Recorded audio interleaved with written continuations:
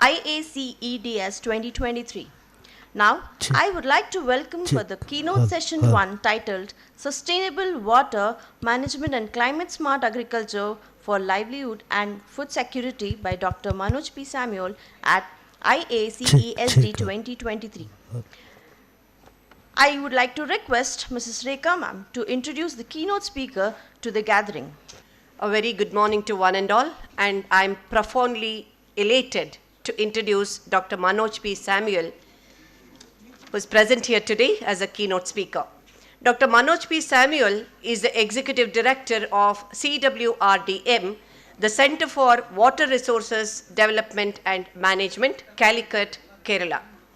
He has a rich 28 years of experience as a researcher, extension panel in ICAR, the Indian Council of Agricultural Research, and other government organizations.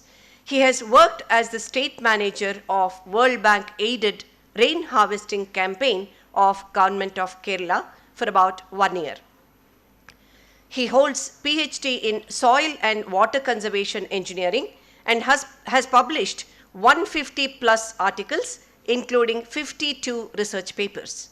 He has received MECI Groundwater Protection, Restoration or Sustainable Use Award 2015 from WEF, the Water Environment Federation, United States, and many other awards, accolades, and recognitions. We are elated to have you here with us today, sir. Thank you. Respected dignitaries, honor of the dais, and my dear friends. First of all, I express my sincere thanks to the organizers for giving me such an opportunity to present before you in this very important conference.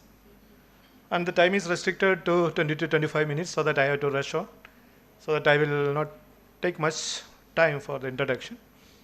So today we will discuss something about some of the technologies for sustainable management of water resources. Rather, it's not technology, rather strategies. And some of the, recent days we are speaking more about climate smart agriculture, how more resilient agriculture can be practiced, what are the tools, platforms, and technologies available. So some of the examples I will be showing before you. It's just I will be setting a stage. I'm not going to speak about any rocket science. Some of the basic things and some of the small innovations, small initiations taken up by some of our friends. Everything started from SDG. In today's morning also, Dr. Srivalsa, Professor Manoj, everybody told about the Sustainable Development Goals. We know about the 17 Sustainable Development Goals. And some of the goals are very, very close to the theme of our conference, especially goal number 6, that is water and sanitation for all by 2030. Another 7 years are only left. And climate action, life on the earth, life underwater, and so many related aspects are connected to the theme of this conference. And nowadays we are speaking more about the climatic disasters. In my institute recently we started a center of excellence on water related disasters in Kerala. The Kerala as a state is facing severe issues with the climate from 2018 onwards. We are facing recurring floods, sometimes droughts, and sometimes landslides. And this last 1 week we were facing severe rainfall in some part of our state, and we were having water related issues in some of the low-lying areas in our state. So that across the globe this is a phenomenon, because one or other way the climate related disasters are increasing. In 1980s there were hardly 250 numbers across the globe, but now if you come to 2023 it crossed 1,000 events in a year. Maybe one part of the globe it may be a heat wave, the same time in another part it may be a issue with the cold wave or floods. And as far as Kerala is concerned, these 3 issues we are facing recurrently, and we have recently initiated some of the new consortia to develop some technologies to face these issues. And how this climate is behaving, and we speak a lot about climate change, and climate change is a reality now, and everybody is well aware about that. And 10 years back, it was not the situation. When we speak about climate change, people, they used to laugh at us. Even President Trump, that time President Trump was telling it was a hoax. But climate change is a reality, and the climate change impact has reached up to the up to our doorstep. And this is the, I downloaded from IMD website yesterday, and you know how in India, it shows the districts in India. And the red one, you know, it is the deficit of rainfall compared to the normal. So that most of the part in India are red or, yellow. That means we are facing deficit of rainfall even now. But at the same time, some part of the country where we normally don't get much rainfall, especially Rajasthan, Gujarat, we are facing excess rainfall. So that the climate is changing very erratically and very rapidly, and we cannot predict it properly. And unless otherwise we predict it, or we should, if we don't have a very good climate prediction mechanism, it will be difficult to manage our, even our agriculture, our lifestyle, and many other things. Especially, we know the major direct impact of climate change because we are facing it in one or another way. But indirect impacts are very important because, especially, I am basically from Indian Council of Agricultural Research. We are working with the farmers, and I know how the farmers are facing with how hard it is for a farmer to address the climate change issues, because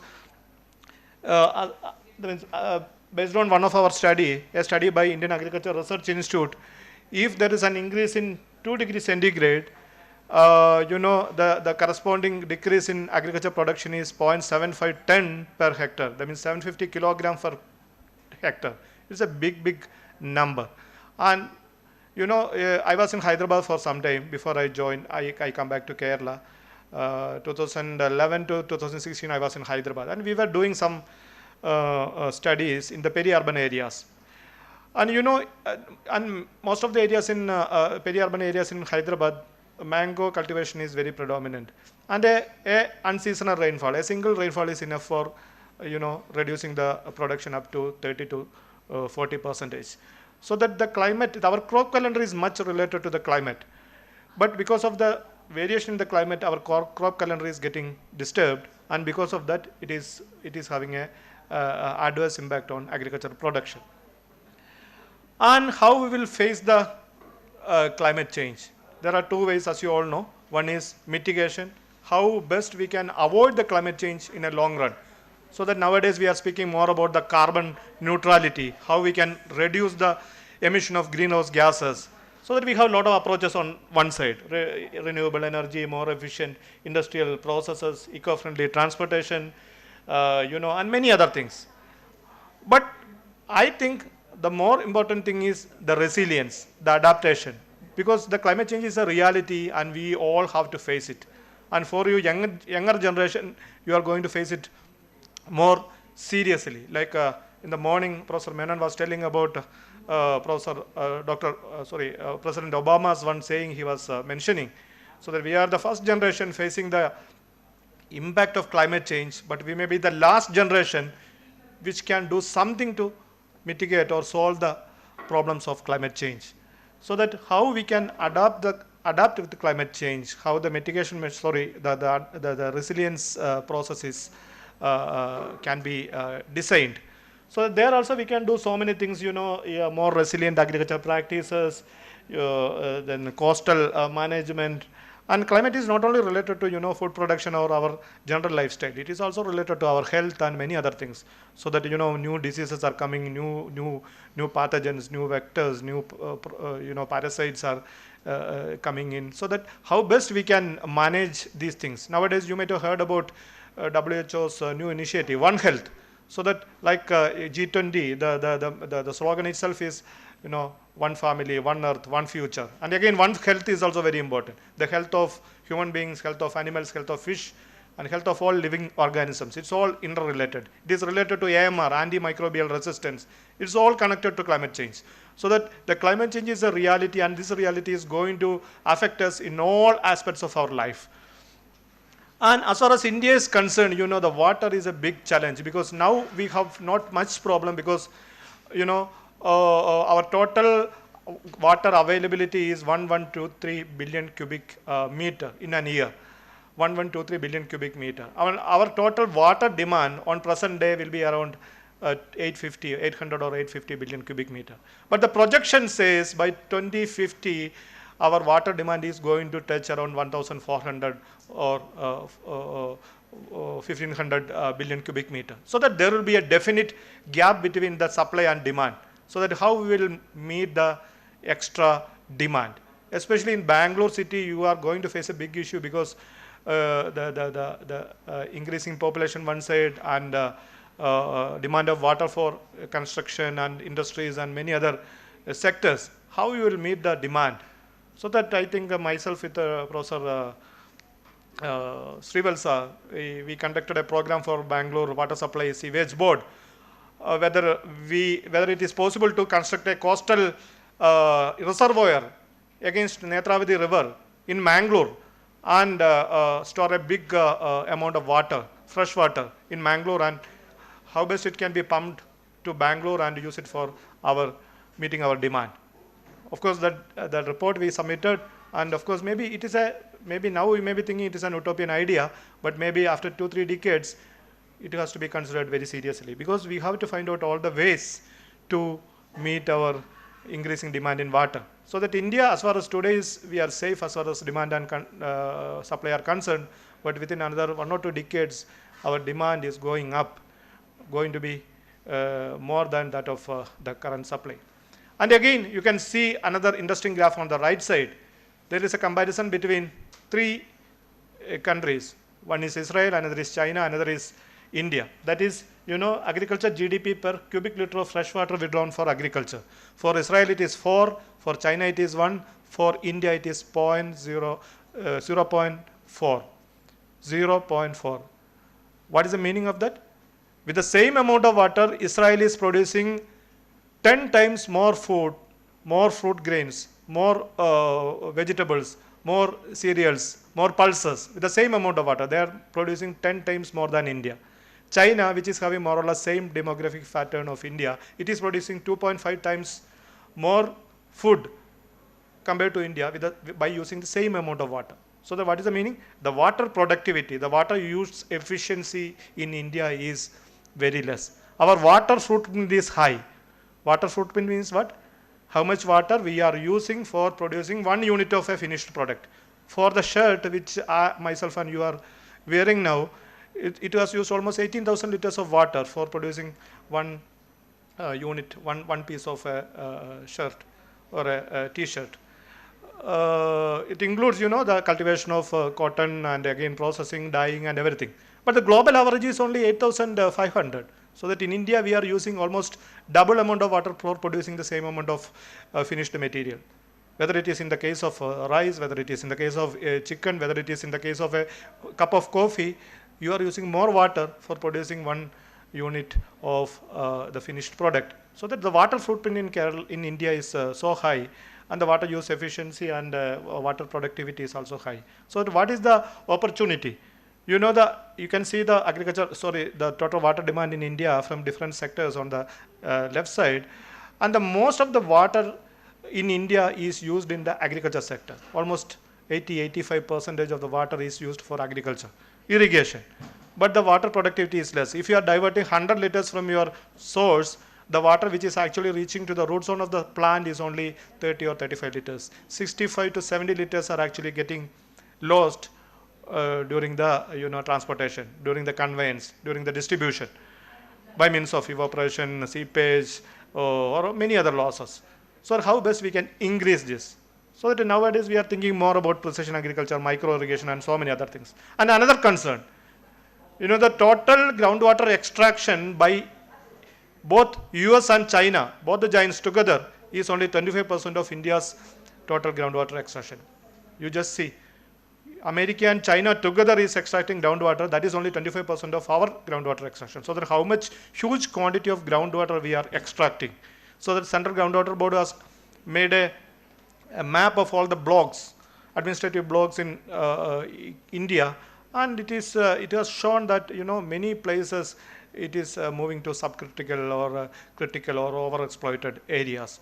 So this is a big concern. So that recharge nowadays we are speaking more. And again, you all know about the greenhouse gas emission, and anyway we have to, because to feed our population, we speak about food, fodder and fuel, we have to produce all these things more. But if you are Mostly in India, we are looking towards the groundwater for irrigation. And apart from the bigger dams and canal networks. So that when we are lifting more water from the groundwater, naturally we have to use more energy. So that there is an issue. If we increase 1% of irrigated area with groundwater, it leads 2.2% hike in greenhouse gas emission. So that there is a trade-off. One side we have to increase the production, but the other side, if you are pumping more groundwater, naturally there will be more emission. So that it is against the protocol, against the promise our Prime Minister has given in Glasgow. By 2070, India will be a net zero country. So that how we can manage this trade-off. So that there is an opportunity, a silver line in the last sentence. If we can increase the irrigation efficiency by 1%, the corresponding greenhouse gas emission reduction is 20%. So that the option before us is how best we can improve our irrigation system. So that I will be focusing little bit on that particular aspect. And Bharatapuzha is a very important river in Kerala. It is very, very much connected to our culture even. Every time we attribute the problems to climate change, but the climate change is not only the reason. The anthropogenic reasons, the reasons which were made by you and me. You can see the command area of not command area, the basin of Bharatapuzha. It is from 1992 to 2019, and all yellow areas were paddy areas, green areas are plantations, and red is built-up area. So you can see over the years how the change is happening from yellow to green and green to red. So that anthropogenic reasons are also equally important for the water-related issues in India. And water scarcity, we can list out lot of reasons, lot of causes. Some causes are natural, some causes are man-made. And what we can do? I told about the demand-supply paradigm, demand-supply issues that we have to manage. Now in Kerala, we started a new program with the support of Government of Kerala. We are making water budget for all the 152 blocks in Kerala. After that, we will make it all 1,000 plus panchayats. So that we are calculating how much water each panchayat is having in terms of rainfall, in terms of surface water resources, in terms of groundwater resources, and that is the supply we have. On the other side, what is the demand? Demand in different scenarios, in different climatic scenarios. For different sectors, for domestic, for irrigation, for industry, for fisheries, for tourism, so that we are weighing both the things, the demand as well as supply, and we are making a document. And this document will be the base document for future planning, especially the planning. 30% of the total plan fund should go to the primary sectors, where this document will be much helpful. So that we are on the process, and we completed almost 90 panchayats so far. 15 blocks we completed, almost 90 panchayats. And another issue is deficit and excess. And previously, we were focusing more on the deficit. We are speaking more on rainwater harvesting, groundwater recharge. Still, it is important. But at the same time, the excess is also a big issue. Even in Bangalore, some season, unexpected rainfall, the cloud burst, many things happens, and high intensity rainfall is happening. In climate change issue in Kerala, we are actually continuously monitoring the rainfall for last few years, not few years, many years, almost 40 years we are monitoring. And what we observed is that the total amount of rainfall is more or less same, 300 centimeter or 3,000 millimeters of rainfall we are getting in the state of Kerala. But the number of rainfall days have come down. Previously, it was almost 120 days in an year. Now it was reduced to almost 90 to 95 days. So that within the same amount of rainfall is happening in lesser duration of time. Naturally, the intensity of rainfall will be high, and it is leading to the flood and other related situations. So we have to think about how to manage deficit and excess. Maybe in the same river course, the upstream and downstream, we have to go for different strategies. Maybe in the same place, in the same spatial segment, we have to go for different strategies on a temporal scale. Maybe different seasons in the year, we have to go for different strategies. So that micro level management is very important. The demand, supply, excess, deficit, everything we have to put together, and we have to develop micro level strategies for managing water. And similarly, another one is the quantity and quality. Previously, we were again looking only towards the quantity, but nowadays the quality is also very important. Many places water is available, but water is not good even for irrigation.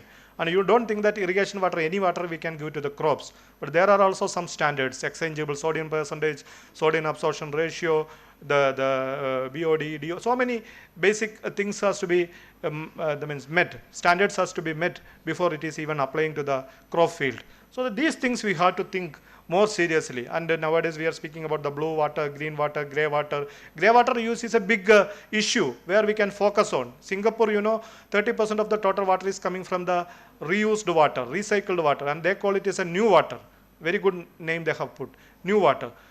But in India, hardly even, 0.01% of the total water demand is met by the reused water. The water is simply going. Nowadays, we started with the INCGW, Indian National Committee on Groundwater.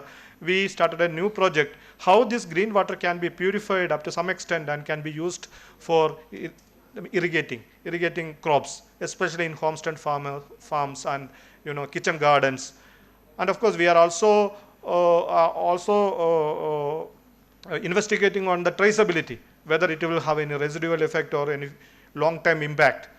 Because these are food items, it is going to our body, so that if the wastewater is used for irrigation, the heavy metals and other issues, other elements should not reach to our body. So that we have to study it in detail. Normally the water which is coming from the house, in our kitchen or from our washroom, it doesn't have much contamination, but still we have to do the studies and finally we have to come out with a conclusion before it comes as a strategy or a policy by the government. And so that we speak about the reduce, reuse, recycle, recharge, and this is still important. And how the innovative thinking, out of the box thinking can be brought in for managing water. So that wherever it is, the 5 aspects, the 6 aspects where we have to focus if you are thinking about water management is supply sector, demand sector, water governance and policy. It is actually getting a lot of importance these days, and capacity building, how the people can be empowered for managing water, for community irrigation, participatory irrigation management, disaster management. Sir was speaking in detail about that. He is an expert in India, across the globe on disasters. So that disasters, how we can manage, how we can mitigate, how we can do the preparedness, how we can respond when it is happening, how we can rebuild. All these things are very important.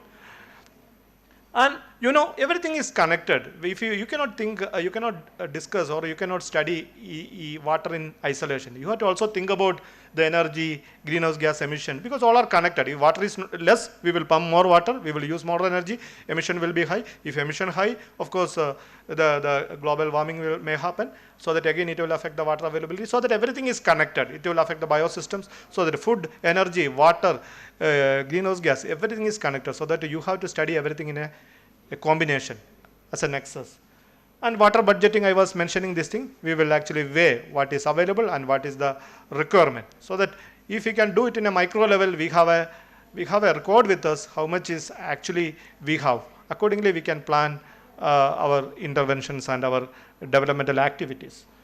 And a few examples, very fastly I will cover in next few slides.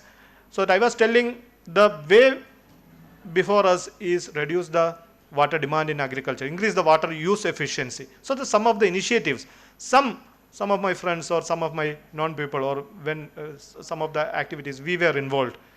And we were speaking more about precision agriculture these days. Precision agriculture means we are using electronics, we are using sensors, we are using satellite imageries, geospatial products, everything together.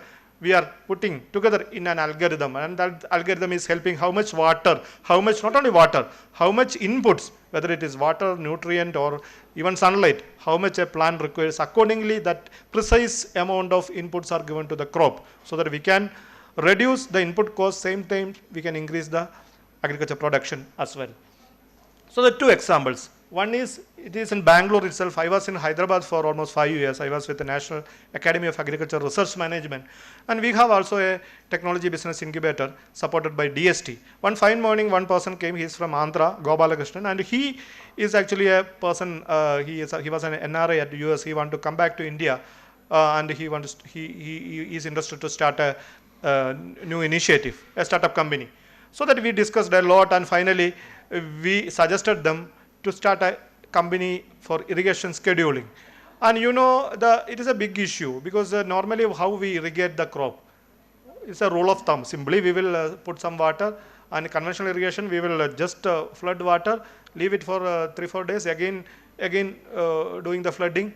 Otherwise with this hose plastic pipe we irrigate. Lot of water wastage is happening, and excess water will create less aeration, and it will create the health of the plant and of course the crop production as well. So that what we can do, so that irrigation scheduling is a new idea, but it's a big idea. So that here, previously what we are doing, we will put a soil moisture sensor in the soil. So that it will, in the soil, lot of small pores are there. When all these pores are filled with water, after the gravitational water is drained off, that condition is called as field capacity. After that, sometime after that, of course, the plants will be using the water. After some time, there will be no water in the pores. Only hygroscopic water will be there. That water cannot be used.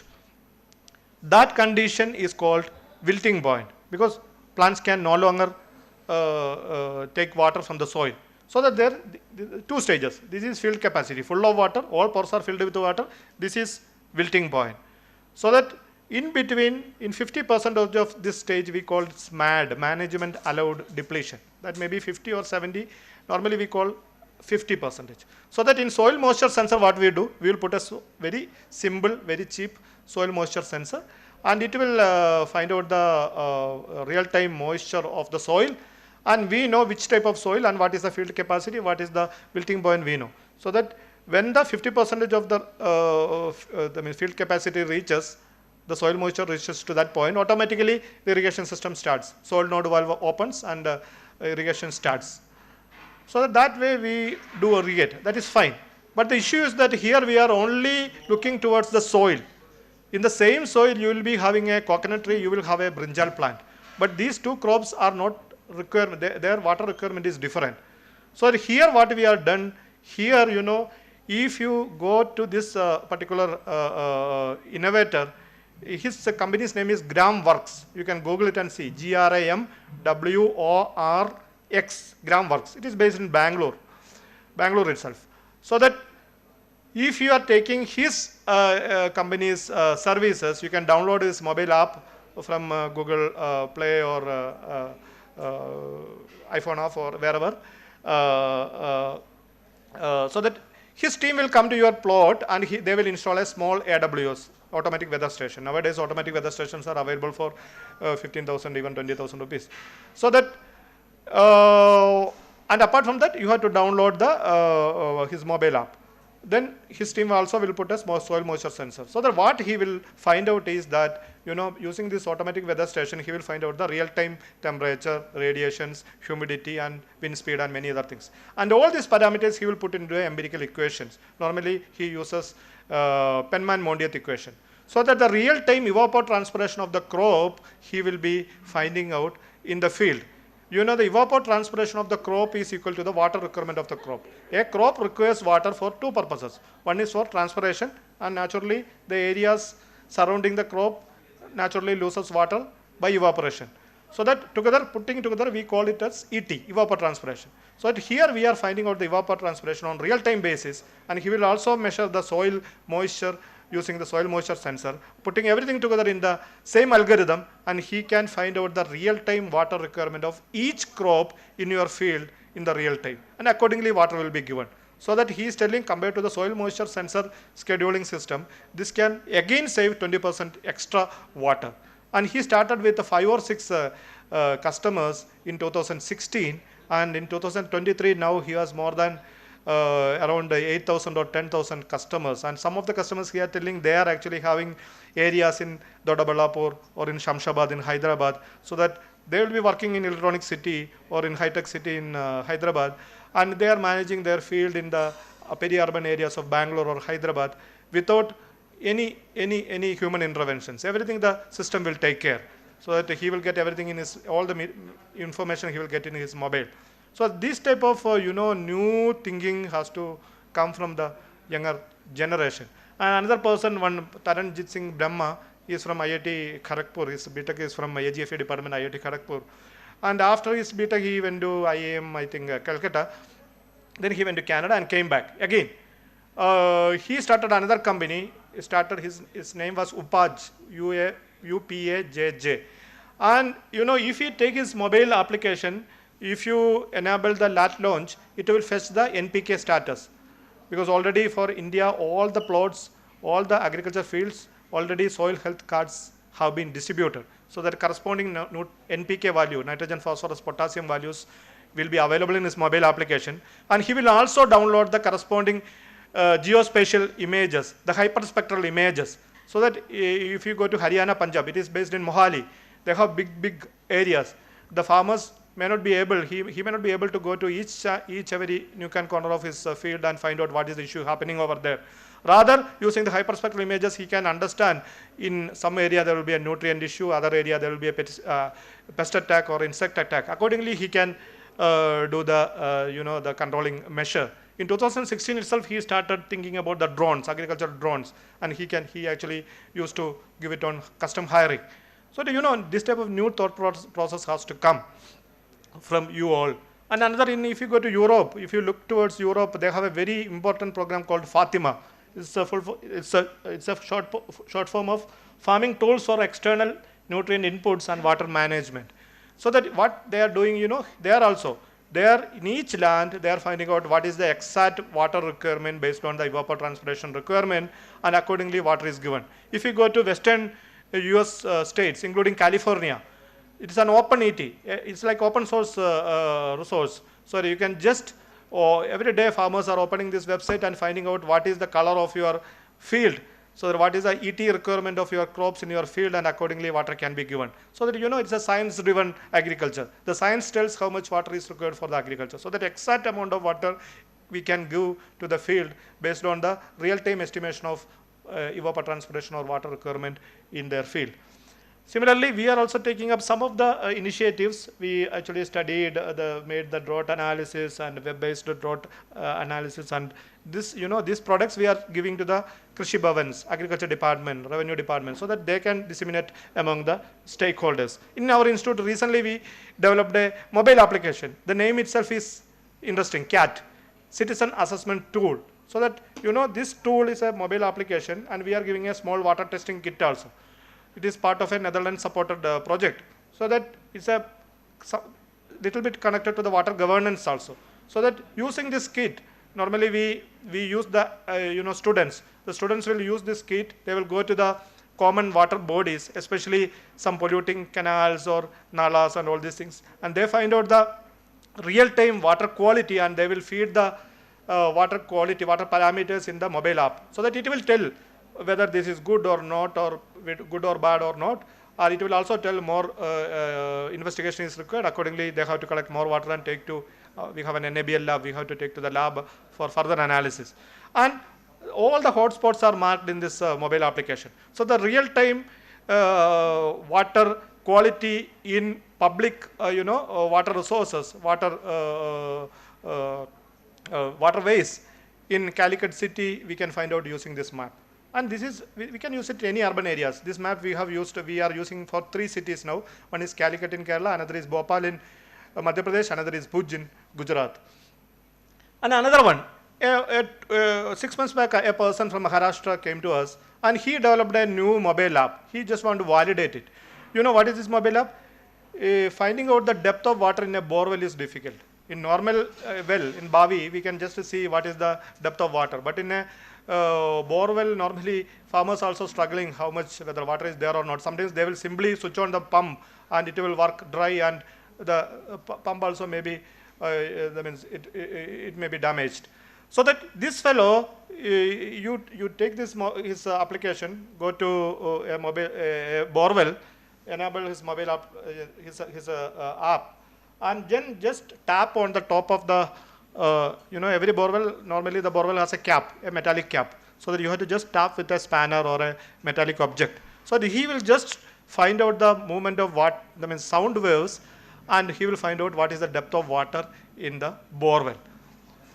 And we validated it, 99.5% it is, we have validated in 400 wells, different parts of Kerala state. And we validated and we found out it is very, very good. It is very effective. 99.5% it is accurate. And you can just go to the website and see. Very small amount you have to pay and take his services, and you can use that mobile app and find out. Now many people are using this Pujal app. Pujal, that is mobile app name is Pujal. And another one, it's we took a copyright for that, so that you just test the water, and after that we don't know whether this water is good or not, which purpose it can be used. So that if you put the parameters in this software, it will tell which purpose it can be used, which parameter exceeded above the standard, and which all are the remedial measures for that. And again, we also working on some of the, digital graphical user interfaces or some technology which can be used for managing, predicting, the crop water requirement and nutrient requirement. And rainwater harvesting, you all know, because of time constraint, I'm going a little faster. So that rainwater harvesting we can do in different parts. In Bangalore, you know about the Captain Gobinath and many other initiatives. So that rainwater harvesting is a alternative. It is a viable alternative in some areas where water is not available. Some places water may be available, water is contaminated. Water is, it is because of salt water intrusion in some coastal areas, there is no drinking water available. So that we can go for rainwater harvesting. In hilly areas, there is no other source of water. We can think about this. So that recently I attended a conference in Sri Lanka 1 month back. So that you have different places in country. You can see it is in Nepal, that is in Sri Lanka, that is in Thrissur. Actually, there is a interesting scheme called Mada Polima. Mada means rain in Malayalam, and Polima means it's actually beauty or something you can say. So that what they do is the water from that roof, after filtration, they are storing in a small tank. They need maybe 1,000 liter or 2,000 liter tank. The remaining water, how much water is coming from the roof? 100 square meter water, I have shown in the previous one in Bangalore. You have around 1.7 meter rainfall here. 1,700 millimeter is the average annual rainfall in Bangalore. So that here you are getting from 100 square feet roof, you are getting in Jodi, instead of technology, you are getting around 1.36 liters of water from 100 square meter roof area. So that you are storing only 2,000 liters or maybe 3,000 liters or maximum 10,000 liters. Remaining water, why don't you divert directly to your bavi, directly to your open well? So that we are doing here. The water after filtration from the roof is directly going to the well. Without filtration, you should not do that. After filtration. And in a community, in a panchayat, if at least 30% of the people adopt this type of intervention, there will be naturally an increase in the water table in the locality. But for irrigation, the small scale harvesting may not support. These all the photos I have taken or we have done. Different parts. This is near Mangalore.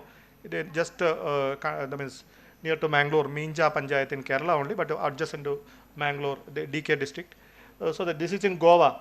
We have not done, but I have taken this photograph. He is telling 2 crores liters of water can be harvested here, basically for agri-tourism he is using. So that is 2 lakhs liters can be harvested, different parts. That is in northeast. I was in Shillong for some time. There also we introduced. The problem is plastic we are using, that's an issue. But it's a long time duration. 15 years we can use it if it is properly managed, maintained.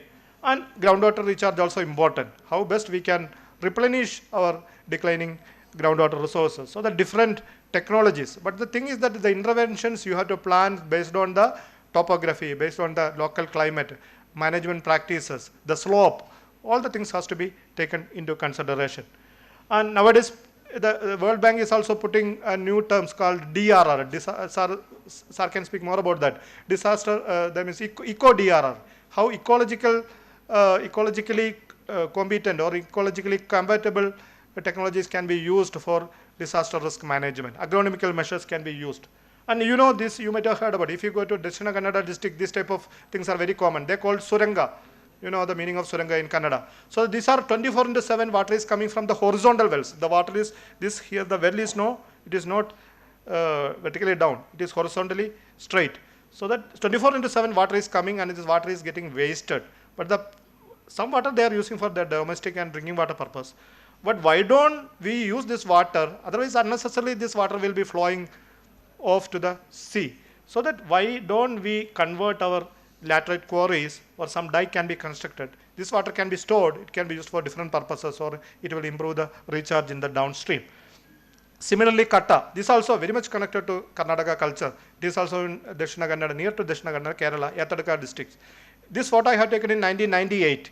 And here in Yathaduka, the farmers, basically Arakanat farmers, they themselves come together and pull together the money. They will pull together. And every year, by August, September, they construct this kata. It's a huge structure with all the facilities, spillover mechanisms and all. And the no support from the government departments or local panchayats. And just before the onset of monsoon, maybe before June, they will remove everything and keep the building materials in a nearby plot. And again, the same process will be repeated after the southwest monsoon season. So that why this water they are storing and they are using for irrigation. And of course, they are not blocking the environmental flow. The water, the tailenders also should get the water. Similarly, another thing we have done in Loktak, Manipur is a very beautiful place, very beautiful people also, but unfortunately it is in the news for bad reasons now. But Manipur, you can see, in Imphal, you can see a big Ramsar site, a wetland. It's called Loktak Lake. The total area is 270 square kilometer. That means 27,000 hectares. And there also you see from the adjacent areas, water is coming, water and soil in northeast. You may be some of, I don't know, one or two maybe from northeast. Northeast actually they have a agriculture practice called shifting cultivation. So that Zoom cultivation, so that they remove the forest and cultivate, and after some time they will leave and go to the new place. Time? I will finish in 5 minutes, maximum 5 minutes.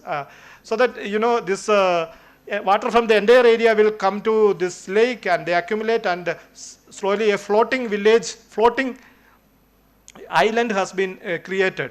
They call it Fumdi, and this Fumdi, the fishermen community started living in some endangered species of deer is now available, is now seen in this Fumdis. But there is a trade-off, because as per the Ramsar agreement, we have to keep it as a freshwater lake. But here, if you go to Imphal, if you look towards the city, you cannot see any blue area, totally green, because the entire lake is covered with this green Fumdis. So that there is an issue. So that what we have done, we have to reduce the intake of, the inflow of silt to the lake. So that we mobilize the community. It includes cookies, includes metis, all the peoples came together, and we mobilized the clusters, and in the source itself we prevented the entry of soil to the lake. Many small interventions, locally adaptable, eco-DR or eco measures we have taken. And slowly, from 1989 to 2002, how the green has been again converted back to blue. Similarly, different places, different parts of the country, different interventions we have taken. And wetland management is also very important. And water filtration is also very important, because the quality of water I told. Roof water harvesting, we developed a filter that is given here. Basically here the advantage is we used woven fibers, natural fibers we used, because that is a innovation here. Natural fibers along with some adsorbent, that means carbon material, that means basically shell charcoal, coconut shell charcoal we used. A unique combination we invented, and it is actually working very well. And for recharge, again groundwater recharge, this only we got an award from US.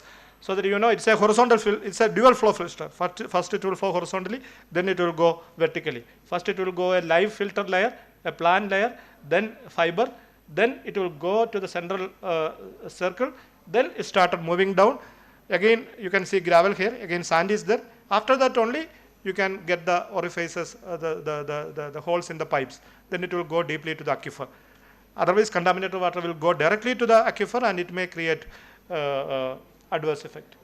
So that how we can manage, what are the important aspects, water budgeting, river basin management, watershed management, wetland and coastal zone management, crop water management, irrigation scheduling, reservoir operation, conjunctive use of surface and groundwater, disaster management, and all these things are very important. And finally, I will tell one more concept and I will stop. Nowadays we speak more about the carbon neutrality. So that entire countries, all the nations in the world are speaking more about carbon neutrality. How the atmospheric carbon dioxide emission can be reduced and the carbon in the atmosphere can be sequestrated. In Europe, they have created big reservoirs much under the ground, so that the atmospheric carbon dioxide can be put inside the ground. But it is very expensive. So that how we can increase the sequestration? We have to manage our water resources. The ocean is one of the 25% of the total carbon is sequestrated by the ocean, but ocean is full of plastic these days. So that how our wetlands can be managed, how our forests can be managed, how our, our water resources can be managed, so for sequestrating, removing the atmospheric carbon. The same thing, how we can reduce carbon emission. Recently, we have done a big exercise in one of the Nimasabha, that means legislative constituency in Kerala. It is in Trivandrum district. So that we studied which all are the area of maximum carbon dioxide emission is happening. Transport, energy, maximum from energy. Then agriculture, forestry and other land use, including animal husbandry. Methane emission is more from animal husbandry, as you know, livestock and waste. So that each area we marked, each panchayat we marked, what is the emission, what is the sequestration potential. So that in one panchayat, the energy sector is giving maximum emission, so that we are giving more rooftop solar systems there, LED labs there. So that how best we can reduce the energy consumption there, so that accordingly the emission can be reduced. So that these type of interventions, micro level interventions we are planning. Our finance ministry is releasing that report we made, and what we can do in different places, how we can make a resource map for our area, village level, panchayat level, how we can add the carbon mapping over that, and accordingly we can develop the strategies, interventions. And the challenges and focal areas. This is the last but one slide. Whether it is in Kerala or in Bangalore or elsewhere, even in UP, more or less the issues are more or less same. The climate change impact, recurring floods and droughts. Even Uttarakhand, if you go, the same issues are in Northeast, you have the same issues. Increasing emission of greenhouse gases, water security, quality and equity of distribution. That is also very important. Change in water use and land use pattern, very dynamic these days. Fragile ecosystems, river management, environmental issues. These are the issues everywhere.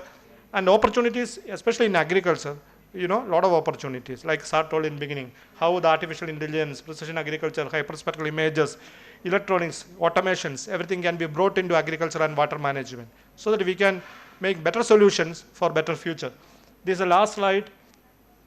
This one, the first one I will tell, that one, Katta. I have taken the photo in 1998 in Yathaduka. This photo has come in Indian Express 2021. Last 20-25 years, the same process the farmers are doing without any support from the government, because they know how community water management is possible, how it can be used for increasing their agriculture production. So it's still continuing. If you are going to Mangalore, please visit that area. It will be a beautiful place to visit, Yathaduka village in Kasaragod district. Similarly, this one last. This is one river in Kerala. Every time it creates a lot of havoc, floods, Meenachil, Kottayam district. And finally, the people came together. They put money from their pocket. They they installed automatic weather station. They installed staff gauges in the water courses, rivers. And they made a mobile network, WhatsApp group. And we all supported as scientists.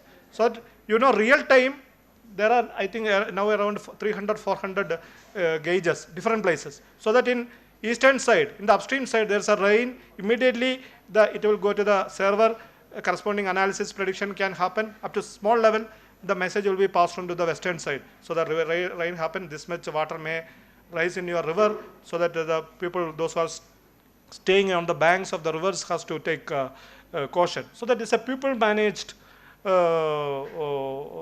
climate system, and how they are managing their water resources, how they can mitigate the issues of flooding and other issues. So that's all. It took a little more time. Thank you very much. If you have got any doubt, now you can ask one or two questions. Otherwise, I will wind up. Thank you. Thank you, sir. It was very informative session. Any questions? Yes, sir. Very excellent presentation, sir. I am very much moved that CWR team is contributing using latest technologies. That also.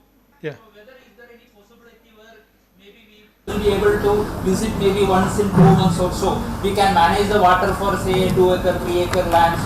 So if any such technique could be possible, if there is some water management in terms of, otherwise every day we have to engage some people to irrigate, especially during from November to say May, like that. But it is very difficult, the situation in villages will be very difficult to get such people also. If there is any possibility where water can be managed, like automatic pumping can happen from the city, is there any possibility? Yeah, possibly. It is very much possible, because I was mentioning about that gram works. Basically, they are managing from city only. They are not going to their field in the peri-urban area or in the village. but it is basically micro irrigation. They are irrigating using the drip irrigation or even sprinkler also okay. But it can be managed through a pump or a solenoid valve. Signal will be going to the valve or to the pump, and accordingly, everything the system will take care. System can be taken up. So that way we can do. So that human interventions can be reduced. Only one caretaker is enough just for managing the things. Otherwise, no labor requirement. So that way we can manage the systems. And this is working perfectly in some part of the country. And one more information, sir. Actually, recently myself and Dr. Srivalsa, we got a project from DST.